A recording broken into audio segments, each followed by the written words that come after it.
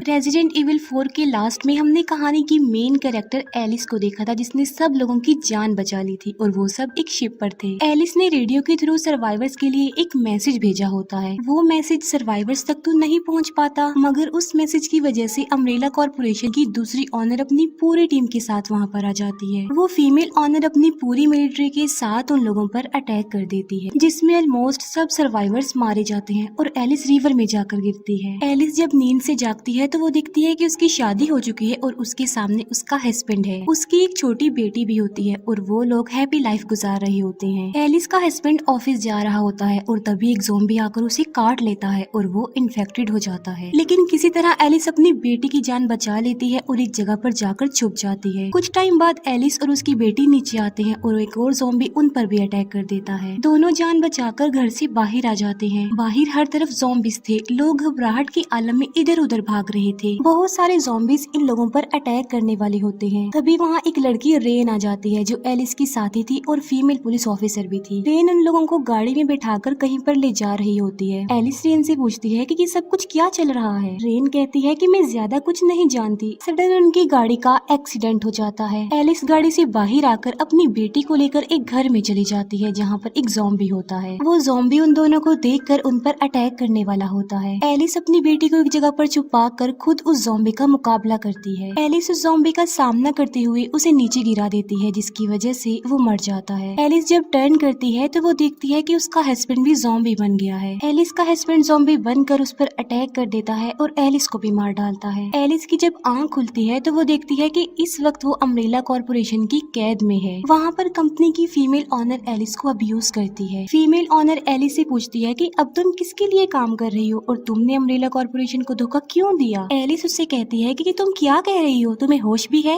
और तुम्हें ये क्या हो गया है, तुम अजीबोगरीब बातें कर रही हो। वो फीमेल ऑनर तो बिल्कुल किसी रोबोटिक मशीन की तरह बातें कर रही होती है और बार बार एलिस से एक ही सवाल पूछे जा रही थी कि तुम अब किसके लिए काम कर रही हो और तुमने अम्ब्रेला कॉर्पोरेशन को धोखा क्यों दिया। उस फीमेल ऑनर के साथ वो सब कुछ उस पर लगी हुई रेड स्पाइडर डिवाइस की वजह से हो रहा था। अचानक से वहाँ पर लाइट ऑफ हो जाती है, जिससे वो फीमेल ऑनर भी इनएक्टिव हो जाती है। एलिस ये सोच रही होती है कि आखिर ये लाइट किसने ऑफ कर दी है। तभी एलिस को वहाँ एक सूट मिल जाता है और एक रास्ता भी जहाँ से वो भाग सकती थी। एलिस कपड़े चेंज करती है और मौके का फायदा उठाकर वहाँ से बाहर आ जाती है। लेकिन तभी वहाँ लाइट फिर से आ जाती है और वो फीमेल ऑनर फिर से एक्टिवेट हो जाती है। वो फीमेल ऑनर अपने सोल्जर्स को ऑर्डर देती है कि वो लेजर वेपन्स को ऑन कर दें। लेजर वेपन एक्टिवेट होते ही वो तेजी से एलिस की तरफ आ रहा होता है। तभी एक डोर ओपन हो जाता है और एलिस उसके रास्ते बाहर आ जाती है। वो जगह होती है टोक्यो। तभी एलिस को एक कंप्यूटर के साउंड की आवाज सुनाई देती है जो कहती है कि टोक्यो का एनवायरनमेंट शुरू किया जाए। तभी वहाँ पर बहुत सारे लोग आ जाते हैं और बारिश होने लगती है। वहाँ पर एक लेडी होती है जो कि ज़ॉम्बी के काटने की वजह से इन्फेक्टेड थी और देखते ही देखते वो वहाँ के सभी लोगों पर अटैक कर देती है। वहाँ पर सब लोग देखते ही देखते इन्फेक्टेड होते जा रहे थे। लोग घबराते हुए इधर उधर भागने लग जाते हैं। हलचल मच जाती है उनके बीच। कुछ इन्फेक्टेड लोग एलिस पर भी अटैक कर देते हैं और एलिस वहाँ से भाग जाती है। एलिस को फिर से एक रास्ता दिखाई देता है और वो उसके अंदर आ जाती है। एलिस का पीछा करते हुए वो ज़ॉम्बीज भी अंदर आ जाते हैं, लेकिन एलिस देखते ही देखते उन इन्फेक्टेड लोगों का खात्मा कर देती है।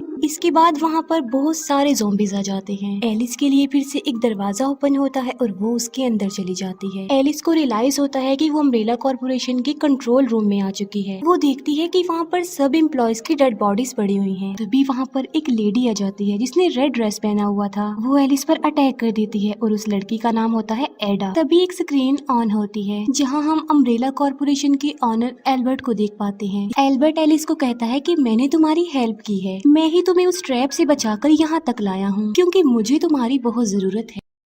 एलिस उससे पूछती है कि तुम मेरी हेल्प करना क्यों चाहते हो। एल्बर्ट बोलता है कि दुनिया में बहुत थोड़े इंसान जिंदा रह गए हैं, आबादी खत्म होती जा रही है क्योंकि सर्वाइवर्स के अलावा सब लोग ज़ॉम्बी बन गए हैं। इसीलिए सर्वाइवर्स की हेल्प करने के लिए, उन्हें बचाने के लिए हमें कुछ ना कुछ तो करना होगा ना। लेकिन अम्ब्रेला कॉर्पोरेशन का जो कंप्यूटर है रेड क्वीन, वो हमें रोकना चाहती है क्योंकि ये सारी कंपनी यानी अम्ब्रेला कॉर्पोरेशन अब उसके कंट्रोल में जो आ चुकी है। एलिस एल्बर्ट की हेल्प लेने के लिए और इंसानों की हेल्प करने के लिए एग्री हो जाती है क्योंकि एलिस एलिस अकेली होती है, उसका कोई साथी नहीं होता, इसीलिए उसके पास इससे बेटर और कोई ऑप्शन था ही नहीं। एल्बर्ट एलिस को कहता है कि मैंने तुम्हारी हेल्प करने के लिए अपनी पूरी टीम यहाँ पर बुलवा ली है और बस थोड़ी ही देर में वो यहाँ पर पहुँच जाएंगे। सनलाइट पड़ने की वजह से एलिस ये देख पाती है कि अम्ब्रेला कॉर्पोरेशन की ये वाली ब्रांच पानी में है। एल्बर्ट भी उन्हें बताता है कि जी हाँ, पहले ये नेवी का एरिया था, लेकिन अब ये अम्ब्रेला कॉर्पोरेशन की एक ब्रांच है। दूसरी तरफ बाहर एल्बर्ट की पूरी टीम आ चुकी थी, उनमें एलिस का एक पुराना साथी भी शामिल था। वो टीम अम्ब्रेला कॉर्पोरेशन की इस ब्रांच के बाहर सेल्फ डिस्ट्रक्टेड टाइमर बॉम्ब लगा देते हैं और उसका टाइम वो सेट करते हैं 2 घंटे,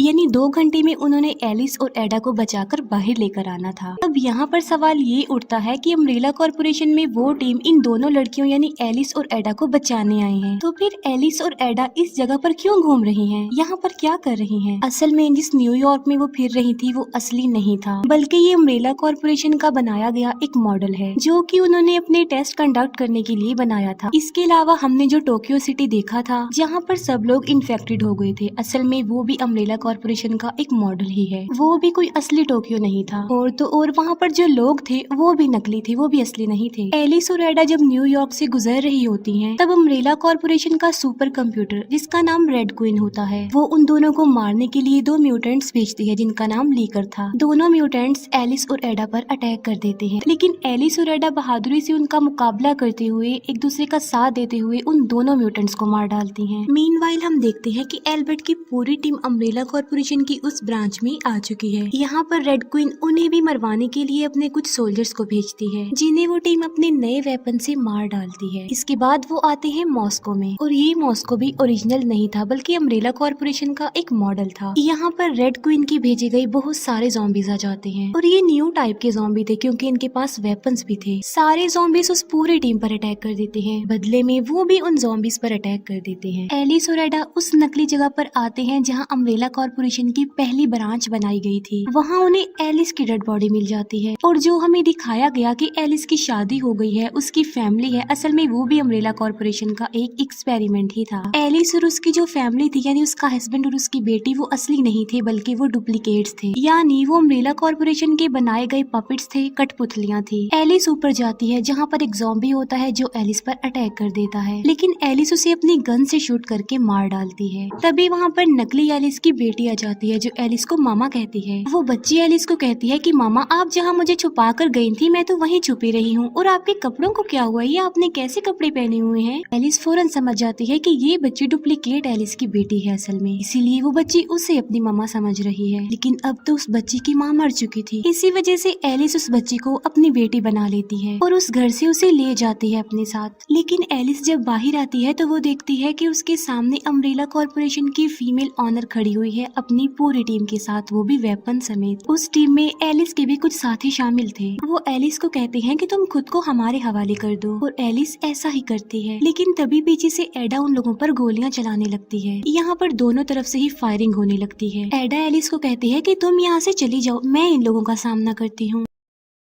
एडा एलिस को एक ग्लासेस देती है। एलिस उस बच्ची को लेकर वहाँ से निकल जाती है। एलिस उस बच्ची को लेकर एक सिटी में आगे बढ़ रही होती है, लेकिन तभी वहाँ रेन की वो डुप्लीकेट आ जाती है जिसने उन लोगों की हेल्प की थी पहले भी, उन्हें गाड़ी में बिठाकर। बच्ची बताती है कि ये अच्छी है, इन्होंने हमारी हेल्प भी की थी पहले, इसीलिए एलिस उस पर यकीन कर लेती है और बच्ची को रेन के पास छोड़ती है। फिर एलिस उस बच्ची को कहती है कि मैं बहुत जल्दी वापिस आ जाऊंगी, तब तक तुम इनके साथ रहना। एल्बर्ट के कुछ सोल्जर ज़ॉम्बी से बचते हुए एक जगह पर आ जाते हैं, लेकिन एक लीकर म्यूटेंट उनके एक साथी को मार डालता है। ये सब सोल्जर्स उस म्यूटेंट पर गोलियां चलाने लगते हैं। इससे पहले कि वो लीकर म्यूटेंट अब उन्हें नुकसान पहुंचाता, एलिस अपनी कार में बैठकर वहां आती है और उस म्यूटेंट को हिट कर देती है। उन सब से कहती है कि वो गाड़ी में बैठ जाएं। वो लोग वहां से निकलने लगते हैं। वो ज़ॉम्बीज जिनके पास वेपन्स थे वो उन पर फिर से अटैक कर देते हैं। तभी वो लीकर म्यूटेंट फिर से वहाँ पर आ जाता है। एलिस स्पीडली गाड़ी चलाने लगती है और अपनी ड्राइविंग स्किल से उस गाड़ी को रेलवे ट्रैक पर ले आती है। पूरी बिल्डिंग उस लीकर म्यूटेंट पर गिर जाती है और